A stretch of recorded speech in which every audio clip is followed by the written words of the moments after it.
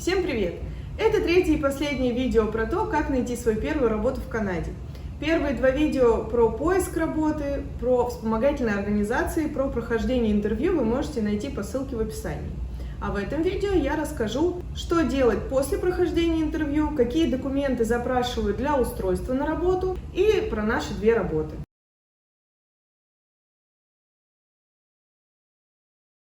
После успешного прохождения интервью вам должны будут прислать джоб-оффер. Нам на подписание джоб-оффера давали около 2 дней. Важно очень внимательно прочитать этот джоб-оффер, потому что в нем заложена вся информация по поводу вашей будущей работы. И самое важное обычно пишут в пункте 1. То есть это документы, которые вам необходимо предоставить для устройства на работу. И там есть приписка, что если вы не предоставляете эти все документы, которые там прописаны, джоб-оффер считается недействительным. Также нужно внимательно прочитать про ваши обязанности, то есть что именно вы будете выполнять на своей должности, про вашу зарплату, про бенефиты. Например, у нас, когда у нас была работа частичной занятости, а не полной занятости, не было стоматологической страховки. Когда мы перешли на полную занятость, она у нас появилась, что тоже было прописано в нашем джоб-оффере. Также там будут детали по поводу отпуска и еще много чего. В общем, ознакомьтесь очень внимательно. И, естественно, если вы не согласны с каким-либо пунктом, или вы хотите его видоизменить, дополнить, или у вас просто есть вопросы, пожалуйста, не стесняйтесь и пишите своему работодателю, они обязаны вам все объяснить до того, как вы подпишете джоб-оффер. И, собственно, после подписания вы начинаете собирать документы.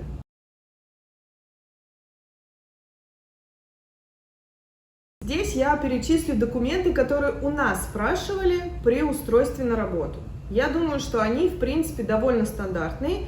Документы на должность PSW, то есть Personal Support Worker. Первое, что надо было предоставить, это Work Permit или Study Permit, но у нас этого не было, мы предоставляли PR, то есть Permanent Resident Card. Далее нас попросили предоставить банковские реквизиты для того, чтобы получать зарплату. Следующим пунктом шло фото ID. Там можно было предоставить либо водительские права, либо паспорт.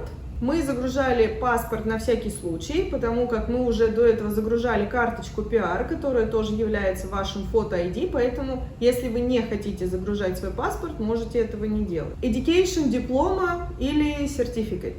Вы должны загрузить свой диплом. Мы загружали диплом оригинал, перевод диплома, который нам сделали для MCC. Далее идут курсы Standard First Aid and CPR Level C. То есть вам нужно просто загрузить сертификат. У нас было прямо прописано, из каких организаций они принимают этот сертификат.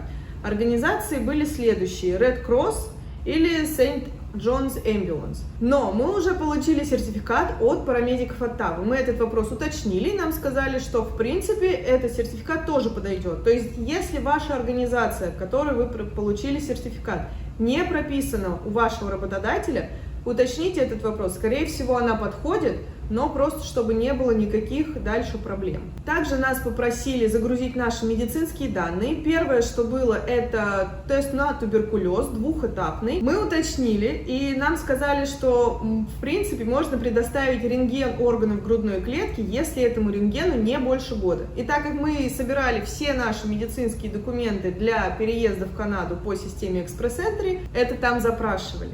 То есть мы тоже дополнительно уточнили, можно ли предоставить рентген, нам сказали, что можно, но мы заранее узнали, что если все-таки нельзя предоставить рентген, или ваш рентген как бы уже более года существует, вы можете пойти в любую клинику. Мы, например, нашли на сайте Apple 3 информацию о том, что двухфазный туберкулезный тест будет стоить около $50, и делается он 2 недели, то есть тоже не так долго. Immunization Records. Там, в принципе, все прививки, которые вам должны быть проставлены, они написаны, то есть от каких болезней вы должны быть привиты.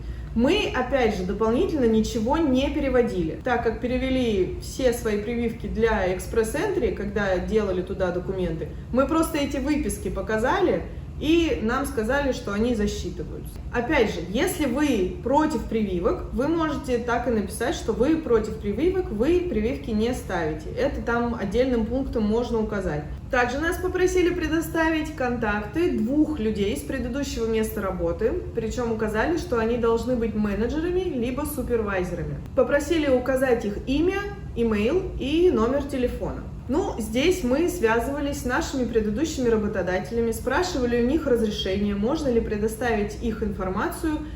Также им говорили, что с ними могут связаться, собственно говоря, с ними и связались, но там попросили буквально заполнить небольшую анкету. В этой анкете были вопросы о том, какие мы вообще люди, как мы работали и как мы контактировали с пожилыми людьми, потому как мы устраивались на должность Personal Support Worker. Это все разослали по имейлу.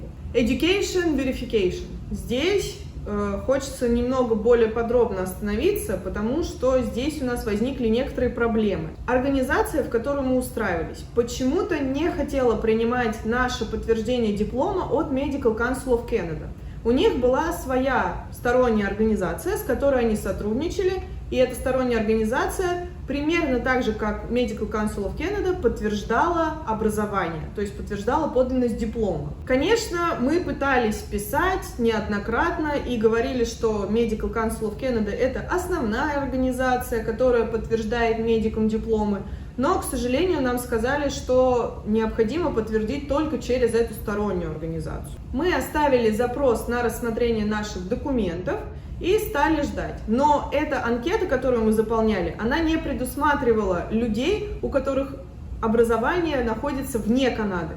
Опять же, мы об этом написали, нам сказали, что нашим делом займутся, но мы ответ ждали больше месяца. И в самом первом письме, где мы написали, что наше образование вне Канады, мы сразу прикрепили все документы, которые нам прислали от MCC. То есть это оригинал диплома, перевод, мы даже прикрепили ECA-репорт на всякий случай. Мы подождали неделю, ответа никакого не было. Еще одна неделя прошла, мы все-таки решили написать дополнительное письмо и узнать вообще, на каком этапе рассмотрения находятся наши документы. Нам ответили, что так как ваша ситуация неординарная, мы будем связываться с менеджментом по поводу вашего дела, мы вам напишем. Еще через неделю они нам написали ответное письмо на наше первое письмо. Они сказали спасибо за предоставленные нами документы и что они теперь просят нас через профиль Physician Apply предоставить доступ их сторонней организации, чтобы проверить наши документы.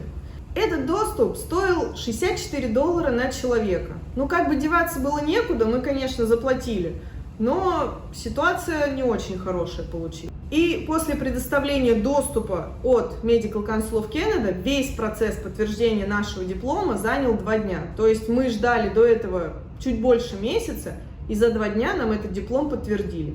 Вот такие ситуации тоже бывают. Это вот просто, чтобы вы знали. Vulnerable Sector Check. Это не просто справка о несудимости, а в дополнение к несудимости еще идет проверка, не обижали ли вы детей, пожилых или инвалидов. Эта справка необходима только для работы Personal Support Worker. Тут необходимо зайти на сайт местной полиции и зарегистрироваться там. Там эта справка так и называется, Vulnerable Sector Check. Дальше вы заполняете анкету, там в принципе в основном надо указать все адреса, где вы жили за последние 5 лет. Заплатить $75. И так как нашу личность не смогли подтвердить электронно, нам пришлось выбирать еще дату и время встречи и лично приезжать забирать эту справку. Выдавали справку довольно быстро, мы приехали за минут 10-15 до назначенного времени, очереди там практически никакой не было. Нас попросили предоставить подтверждение нашего адреса, что мы действительно живем в Оттаве. Мы тогда показали чек от брони Airbnb, потому что тогда мы еще жили в Airbnb. Это приняли, справку отправили на e-mail, но там можно также попросить, чтобы вам эту справку распечатали, если вы хотите. И мы пошли домой. Эта справка на e-mail пришла в течение минут 10-15 после того, как мы вышли из полицейского участка. То есть очень быстро. Кстати говоря, за эту справку нам потом удалось вернуть деньги. И вы тоже можете это сделать. Я об этом рассказывала в своем первом видео в части про вспомогательные организации. $75 не лишний, ссылка будет в описании. Кстати, когда мы устраивались на нашу вторую работу, на которой сейчас работаем, документы были примерно те же самые, только у нас не просили референсы никакие из предыдущих работ, и нам не надо было подтверждать дополнительно наши дипломы. То есть там приняли уже подтверждение от Medical Council of Canada.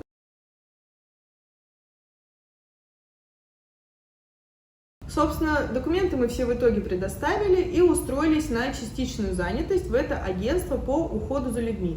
Суть была в том, что мы сами должны ездить по домам и оказывать уход, который необходим, за который люди заплатили агентству. Получается, что после подтверждения диплома, то есть прошло больше месяца с получения нами джоб-оффера, мы прошли ориентацию, предоставили график дней, когда мы свободно можем работать.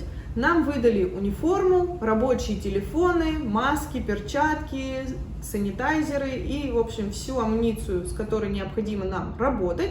И сказали далее, что мы должны ждать письмо и назначить день обучения. Суть этого обучения заключалась в том, что один день мы ходим и смотрим, как более опытный сотрудник оказывает уход, чтобы мы понимали вообще, что надо делать.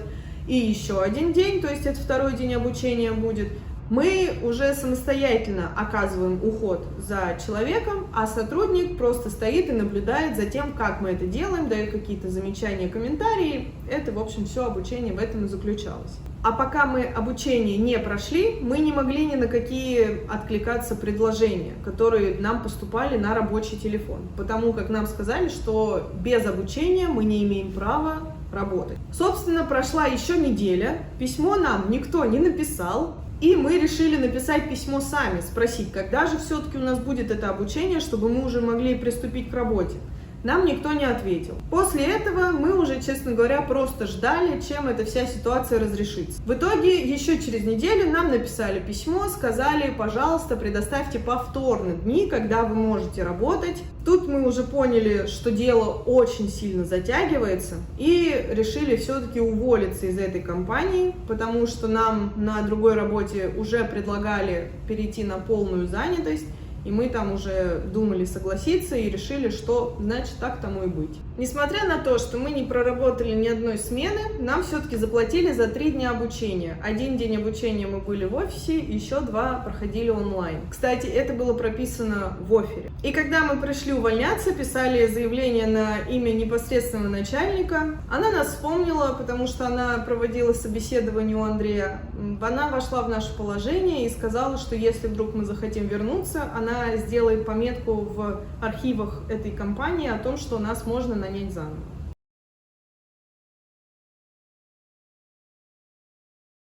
Собственно, пока мы ждали проверки всех документов на первой работе, мы уже успели устроиться на вторую работу. Тоже на частичную занятость, на должность Personal Support Worker, но уже в дом престарелых. Тут, кстати, проверка документов прошла за 2 дня. Здесь приняли и дипломы от Medical Council of Canada, здесь никакие reference letter не нужны были, здесь было все довольно быстро. И так как первой работы у нас по сути не было, мы себе набирали очень много рабочих часов, и несмотря на то, что у нас была частичная занятость, у нас было 9-10 рабочих смен за 2 недели, а это считается полной занятостью. И, конечно, мы там прикрывали работников, которые не могли выйти по каким-либо обстоятельствам, брали себе двойные смены, чтобы побольше заработать. Через месяц на этой работе нам предложили пройти обучение и получить сертификат UCP – Unregulated Care Provider. Это как раз позволило нам расширить наши возможности и начать заниматься более медицинскими делами, а не только уходом. То есть мы уже могли спокойно раздавать медикаменты, таблетки, капли в глаза, в уши, ингаляторы и все тому подобное. Проводить осмотры, если они необходимы, вызывать скорую, разговаривать со скорой с 911 и объяснять, что с человеком происходит. Тоже очень нужный опыт. И также была возможность познакомиться с EMR. Это электронная медицинская система, которой здесь очень много компаний пользуются. В итоге сейчас мы работаем на полную занятость в доме престарелых и совмещаем смены PSW и UCP. Кстати, за UCP платят немножечко больше. Надеюсь, это видео было вам полезным, как и вся серия этих видео, и они вам помогут немножечко лучше понимать, как устроиться на работу в Канаде. Если у вас есть какие-то вопросы, пожалуйста, пишите их в комментарии. Спасибо за внимание.